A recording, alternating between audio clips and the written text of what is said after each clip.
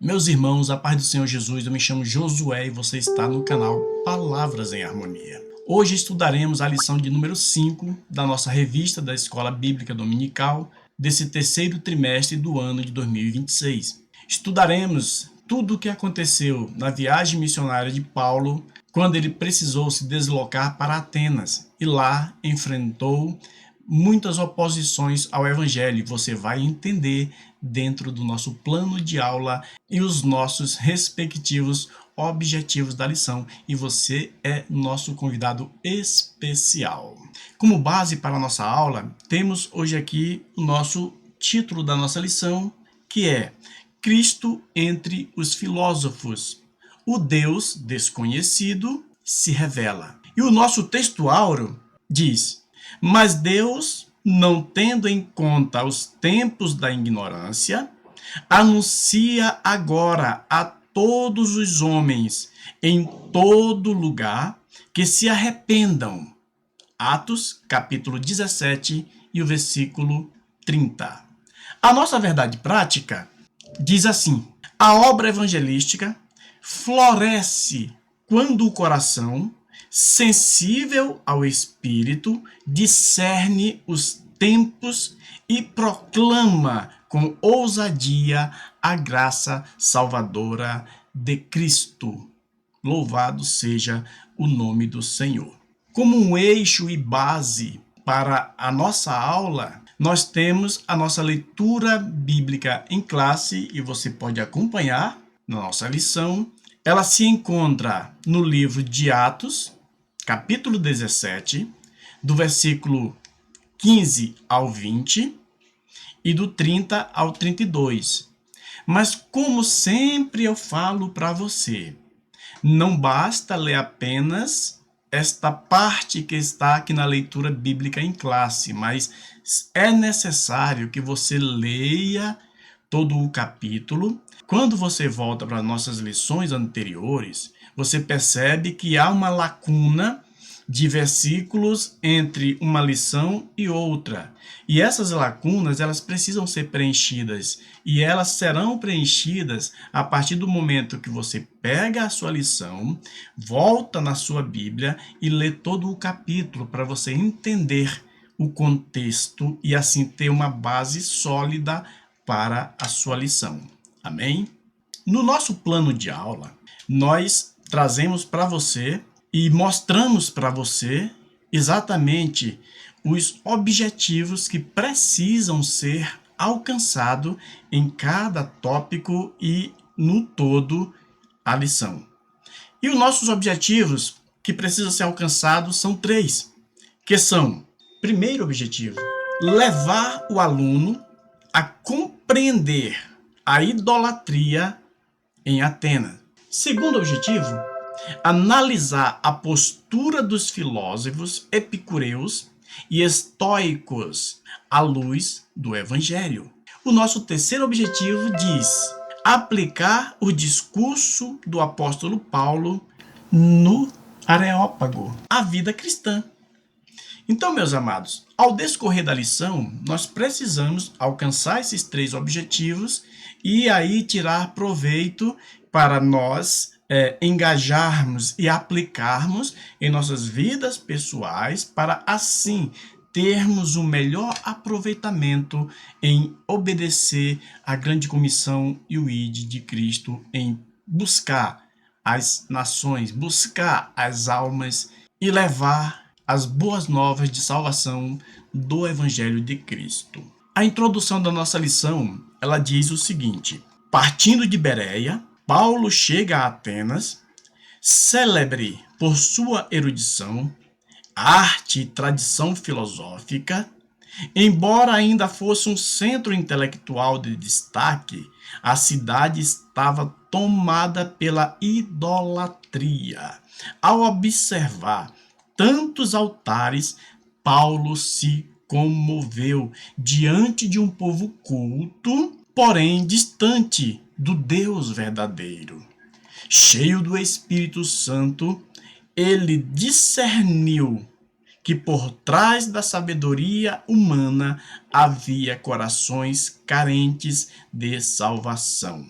E neste contexto que o apóstolo anuncia Cristo entre os filósofos, revelando o Deus até então desconhecido. É importante salientar aqui uma parte interessante, que Paulo ele conseguiu discernir que mesmo em locais onde existia muita sabedoria humana, muitas expectativas, muitos credos e religiosidade, existiam corações que estavam carentes de salvação. Não diferente dos dias atuais. Nós vemos tantas pessoas cultas, pessoas crescendo em sabedoria e em poder, mas a cada dia se esvaziando, se afastando das promessas de salvação que Deus tem oferecido à humanidade. E hoje nós vamos entender como mesmo na igreja primitiva e comparando com hoje, esta carência só aumenta e precisa de homens dispostos com sabedoria e cheio do Espírito Santo levar a notícia das boas novas de salvação. Então, meus amados, a pregação continua e muitos são alcançados pelo Evangelho. Mas você já parou para pensar que quando nós lemos a nossa leitura bíblica em classe e olhamos para os contextos das leituras anteriores, os mesmo grupo de judeus que vieram lá de Tessalônica continuavam perseguindo os missionários, inclusive Paulo, e instigando a sociedade. Isso você encontra em Atos capítulo 17, o versículo 13. As mesmas pessoas. E por incrível que pareça, meus amados, eram judeus. Meus irmãos, isso nos faz lembrar os nossos dias atuais, em que pessoas se ocupam, se dedicam a usar a própria palavra de Deus para perseguir a igreja. Quando nós paramos para analisar o contexto dessa passagem, aqueles homens que vieram de Tessalônica perseguindo a Paulo deveriam ser as pessoas que estariam crendo, ouvindo, acreditando e sendo contribuintes para a obra missionária. Mas aquelas pessoas que vieram justamente os judaizantes e fariseus, eles zelavam e tentavam sabotar a obra missionária por um zelo. E nós precisamos entender, meus amados, que depois da nova aliança, que aconteceu no derramamento do sangue de Cristo Jesus, nós agora somos alcançados por Deus através da graça que há em Cristo. Não desprezamos a lei, mas não temos a lei mais como base de salvação. E por isso muitas dessas pessoas, desses judeus, eles continuavam perseguindo, instigando a população a que prendessem, apedrejassem, maltratassem os missionários, a fim de impedir o avanço da obra missionária. Mas se você parar para pensar, em nossas lições passadas nós aprendemos e entendemos nada é capaz de parar a obra de Deus. Então, meus amados, foi necessário que os irmãos tomassem uma decisão e retirasse Paulo daquela situação, e foi necessário que Paulo tomasse um novo rumo. E nesta feita, Paulo partiu rumo a Atenas. E então Paulo, ao chegar em Atenas, principalmente ali na praça principal, onde se aglomerava a nata da população, todos os povos estavam ali, Paulo ele se deparou com uma situação em que perturbou o seu coração. Ele viu muitos templos religiosos. Enquanto Paulo esperava Silas e Timóteo, ele observou esta situação.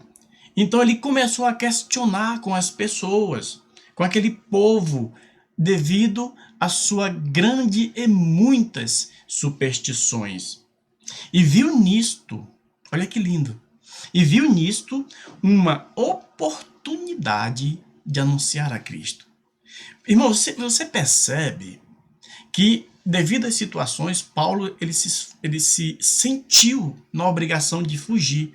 Mas quando ele chegou nesse novo cenário, apresentado ali por Atenas, ele não tirou aquilo como um paraíso, como um descanso, como uma folga. Mas no momento que ele chegou, que ele já se deparou com aquela multidão e aquela vastidão de idolatria, ele automaticamente, ele já percebeu que ali teria e seria uma nova oportunidade de anunciar a Cristo. Então, sem perda de tempo, ele começou a debater com aquele povo a respeito de suas superstições. Com essa introdução, nós precisamos alcançar os 3 objetivos ao qual passamos para você. E o nosso primeiro objetivo, ele precisa ser alcançado no primeiro tópico da nossa lição. E o primeiro tópico é contexto histórico, cultural e religioso de Atenas. 50 anos depois de Cristo, Atenas apresenta o centro intelectual da atualidade, marcada por uma intensa idolatria. A filosofia foi um grande marco exatamente por Atenas ter sido berço de grandes filósofos, Sócrates, Platão, Aristóteles. A poesia grega, meus amados, ela reflete ainda hoje em nossos dias e nos fala fortemente através de telas cinematográficas, contos e histórias. Então a filosofia grega, ela pesa muito na sociedade e foi um grande desafio para Paulo ao chegar em uma história que foi berço de marcos e grandes homens pensadores e filósofos da era antiga. Então, esta cidade recheada de uma grande idolatria religiosa, idolatria e política, isto incomodou muito a Paulo. Lembrando que Paulo, chegando naquela cidade, se deparou com essa situação, mas ele dá início já ao trabalho evangelístico nas sinagogas.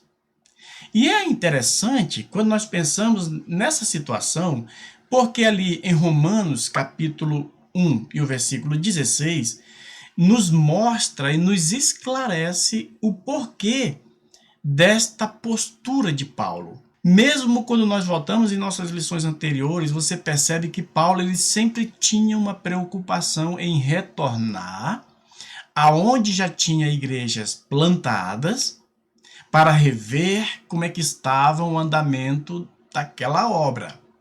E ali em Atenas já existia alguns grupos cristãos e Paulo ele já começou ali a sua evangelização na sinagoga, porque a sinagoga era um lugar de tratamento, cuidado, de oração, exposição da palavra, e Paulo ele sempre tinha essa mesma linha de pensamentos que ele aprendeu na palavra de Deus ali em Romanos, como eu já falei, que era um critério de cuidar primeiro dos judeus, levar o evangelho primeiro aos judeus e depois aos gregos. E Paulo sempre tinha esta postura, esse cuidado, este zelo de levar a palavra para os judeus e assim sucessivamente levar para o restante do mundo.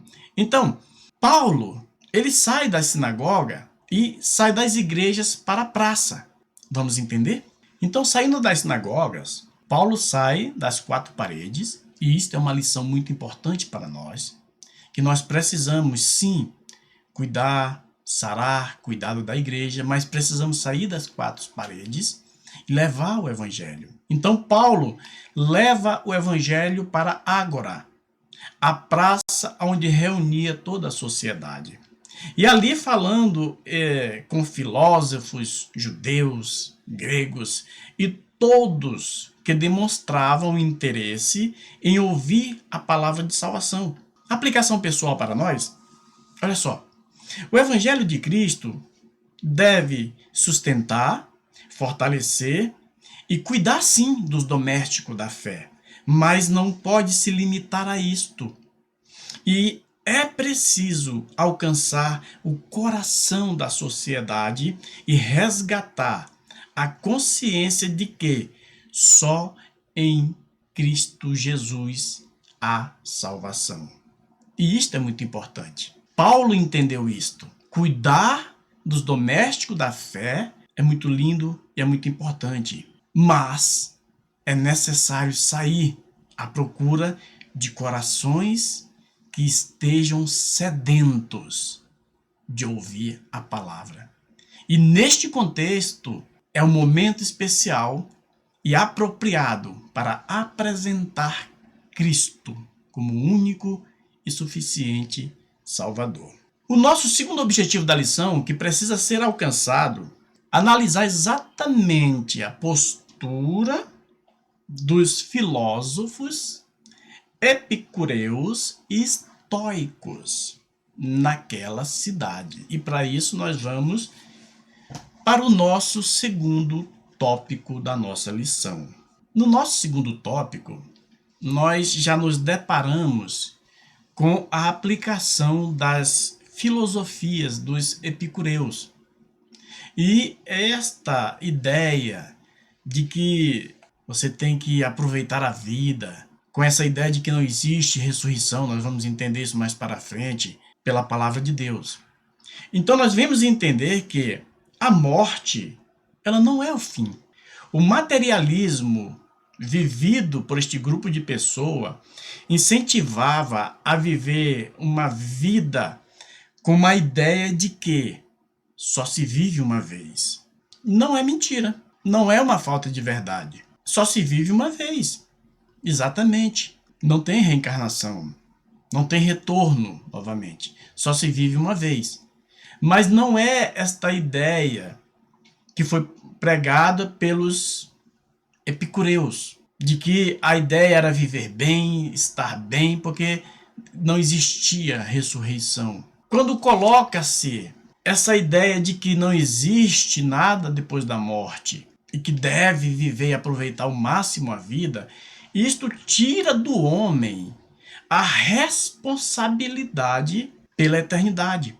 Quando nós olhamos, a eternidade ela é um presente de Deus. Ela é uma promessa de Deus. Mas ao homem, esta eternidade ela está sujeitada às suas decisões. E quando Paulo olhou para a filosofia desses homens, de que deveríamos aproveitar o máximo a vida, viver bem, estar bem, viver hoje, porque depois da morte não teria mais nada, acabaria tudo. Então, esta é a filosofia que precisa-se viver ao máximo viver na plenitude a sua vida aqui, sem pensar no futuro, tira do homem essa responsabilidade. E Deus ele coloca sobre nós. A oferta e a promessa de salvação existe, mas a responsabilidade está em nós, de aceitar a Cristo ou rejeitá-lo, de viver a vida de forma separada para Deus ou entregue às paixões carnais da vida. Observe, o que estava acontecendo em Atenas ia muito além de idolatria e politeísmo, mas ela banalizava o sacrifício de Jesus Cristo na cruz do Calvário. Por quê? Porque se não há nada depois da morte, Jesus serviria para quê?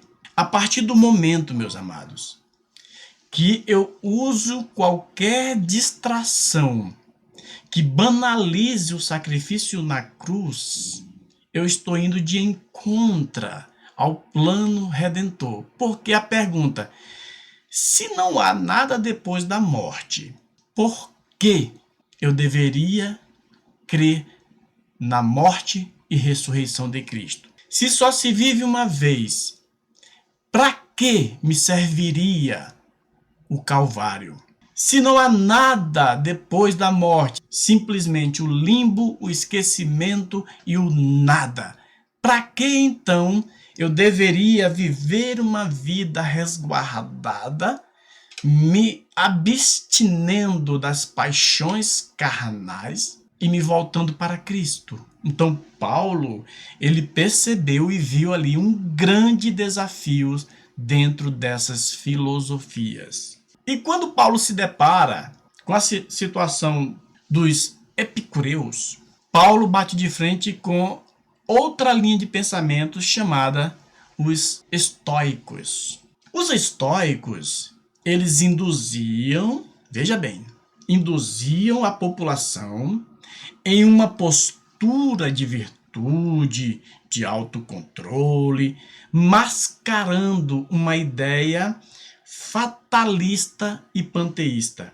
Tipo, tudo é Deus, o cosmo, a natureza, a vida. Deus, essa ideia panteísta, ela é aquela situação que nós vemos nos naturistas. As árvores são Deus, o vento é Deus, os mares são Deus, as constelações são Deus, até mesmo os homens que carregam em sua vida são Deus. E isto, meus amados, traz um grande prejuízo para as Escrituras, para o plano de salvação. Porque Deus, ele não pode ser caracterizado como algo impessoal, como algo abstrato. Veja bem, se a ideia dos estoicos é uma ideia fatalista e panteísta, se tudo é Deus, tudo está em Deus, Deus está em tudo, e a ideia fatalista, para que então? Para que então? Seria então a ressurreição uma fantasia? O caso é sério.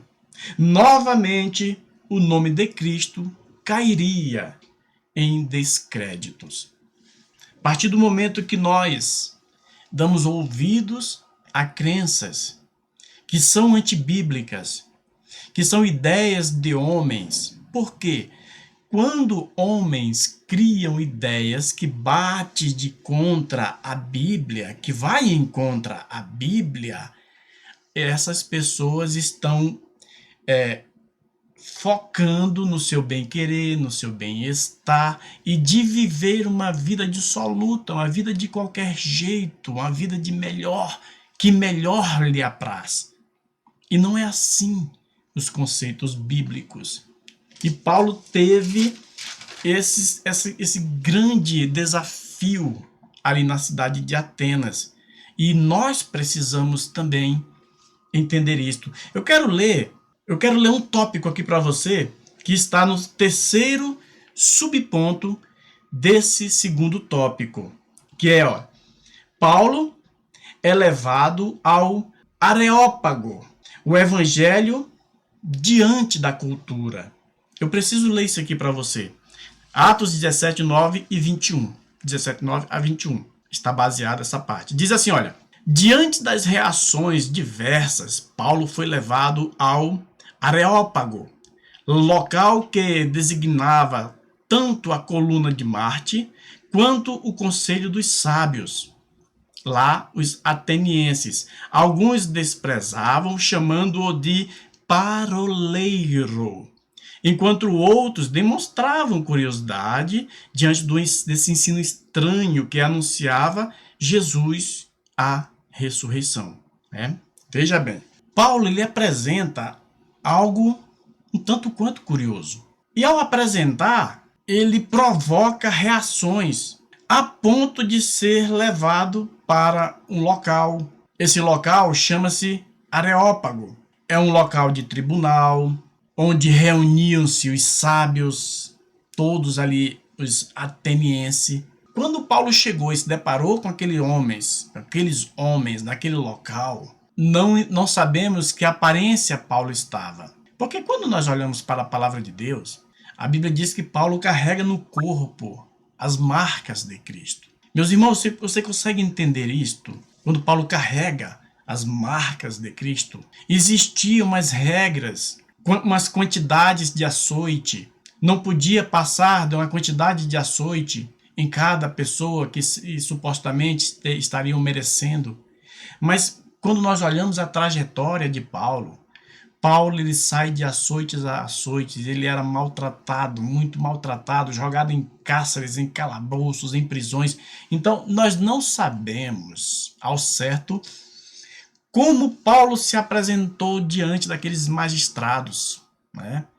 Provavelmente homens ali naquele Areópago, aquele local onde pessoas viriam exuberantes, demonstrar seus conselhos, suas sabedorias, fazer seus julgamentos, trazer as suas crenças e credos e religiosidade, e de repente Paulo chega, não sabemos a situação, e muitas pessoas o desprezam, olham para ele com desprezo, com desdém.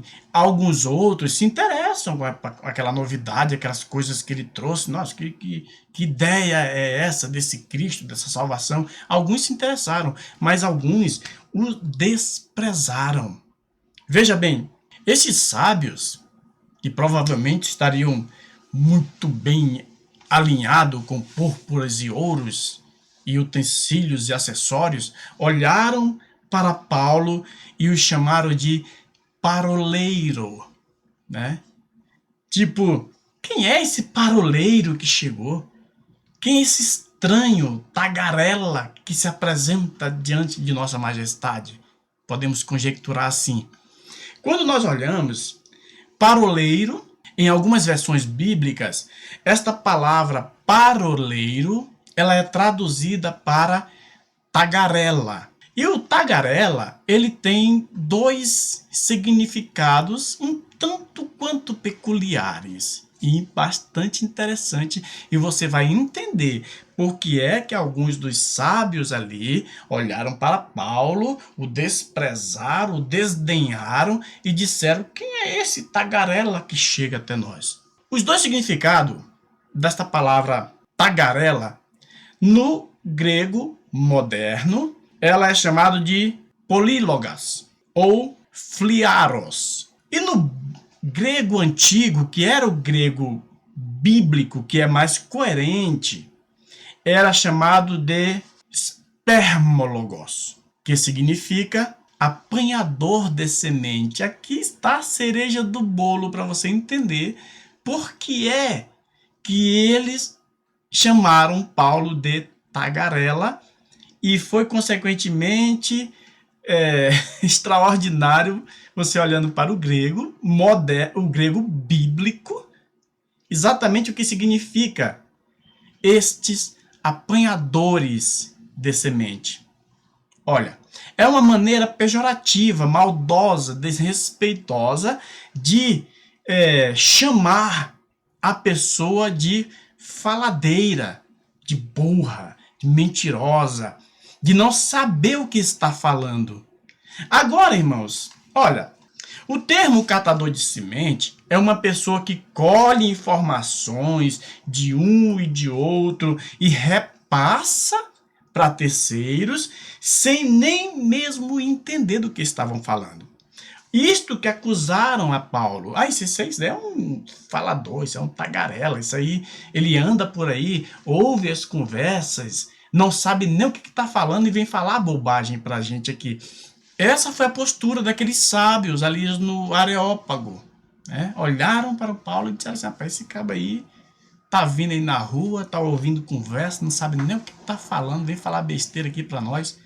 Só, irmãos, que eles não sabiam que Paulo ele foi ensinado aos pés de Gamaliel, a maior faculdade da época. Paulo ele entendia de filosofia. Ele não estava ali jogando conversas ao vento e nem colhendo semente, como eles falam, né? Nesse contexto grego, colher semente ou espalhar sementes, mesmo que os pássaros fazem. Chegam, colhem semente, espalham semente, faz aquela bagunça sem nenhuma ordem. E Paulo foi visto desta forma, só que eles não sabiam quem era Paulo. Com isso, eu quero ler também aqui o finalzinho da parte que nós lemos aqui do nosso terceiro subtópico, que diz assim, olha: esse episódio nos ensina que devemos estar preparados para apresentar a fé cristã em contextos intelectuais e culturais desafiadores sem diluir a verdade do Evangelho. Você entende aquela questão quando Paulo foi levado ao Areópago? Foi acusado de espalhador de semente, de tagarela, de pessoa que não sabia. Então, isto nos leva a entender que precisamos estar preparado para levar o evangelho, mas como falou aqui, sem diluir a verdade do evangelho. Nós precisamos pregar a verdade do evangelho, não diluir, não compactar, não comparar e nem associar as coisas do mundo. Você lembra daquela jovem lunática? Aquela jovem que estava possuída de um espírito de adivinhação? Paulo poderia deixar ela sair dizendo: esses são os homens de Deus. Mas a lição foi que nós não devemos diluir, compactuar as verdades do evangelho com as coisas das trevas. Vamos lá? Vamos adiante para o nosso terceiro objetivo da nossa lição? Aplicar o discurso de Paulo no Areópago à vida cristã.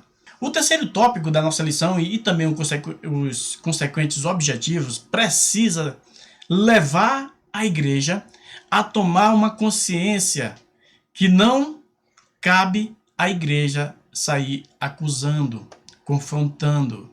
Quando nós olhamos, quando Paulo chegou naquela situação, ele não chegou apontando o dedo na cara de um nem de outro. Ele, quando chegou na praça central de Atenas, ele percebeu aquele mundaréu de templo, aquelas idolatria, aquela coisa toda, e aquilo perturbou o seu coração. Mas quando ele começou a falar com aquele povo, que levaram ele ao centro principal, aonde se encontrava toda a população, as altas classes ali da cidade, ele não saiu apontando o dedo.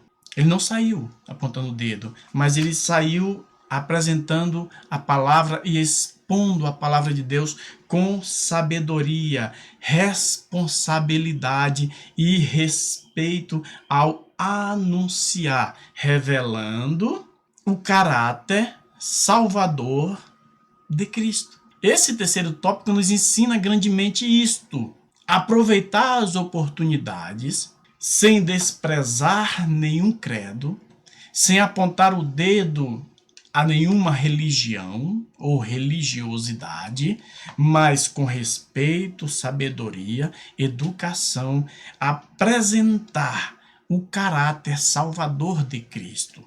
Porque esta é a função do Evangelho, apresentar as ações das boas novas do Evangelho. Né? Paulo usa a própria religiosidade daquele povo ali, aqueles atenienses. Né? Ele chega e diz: olha, eu percebo que vocês são religiosos. Eu entendo que vocês têm esse lado religioso, que vocês gostam dessa situação, né? Que Paulo percebeu isso. Então, com essa estratégia, ele usou para pregar a palavra de Deus. É tanto que os atenienses, eles eram tão religiosos, que eles tinham um templo até mesmo para um Deus desconhecido.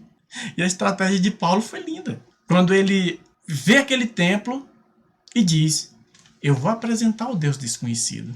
É esse Deus desconhecido que eu vou apresentar. Uma coisa interessante, uma aplicação pessoal. Quando eu digo para nós não sairmos acusando as pessoas da forma que elas vivem, isso não quer dizer compactuar. Não significa concordar com as maneiras que as pessoas vivem. Eu não concordo com maneiras de algumas pessoas, com escolhas que algumas pessoas fazem. Eu não concordo dentro da visão eclesiástica, mas eu não posso sair apedrejando e acusando, mas eu preciso, com amor e sabedoria, expor a verdade. Então, nisso tudo, Paulo aproveitou e apresentou àquele povo o Deus Criador. E nesse exemplo, Paulo mostra que Deus não deve ser comparado com coisas materiais. E por fim, desta maneira, Deus é revelado àquele povo. Você entende isso? Pegou uma linha de homens, Paulo pegou uma linha de homens que eram epicuristas, que velavam pelo prazer verdadeiro, essa coisa toda. Encontrou os estoicos, que focavam na virtude da vida e o Deus que está em tudo. E encontrou mesmo até céticos, que são aqueles que não creem em nada. Mas dentro daquele quadro, daquela situação, ele revela o Deus desconhecido para aquele povo. E após revelar Deus, Paulo encerra conscientizando todos acerca do juízo final. E este tem que ser o propósito do evangelho. Não acusar, não matar, não destruir, mas mostrar o propósito e o plano da redenção que está na pessoa de Cristo Jesus, revelar Deus à sociedade, mostrar Deus à população, mostrar que Deus ele é vivo e tem um plano de salvação, mas juntamente com isso, mostrar também para as pessoas que não existe um vazio depois da morte.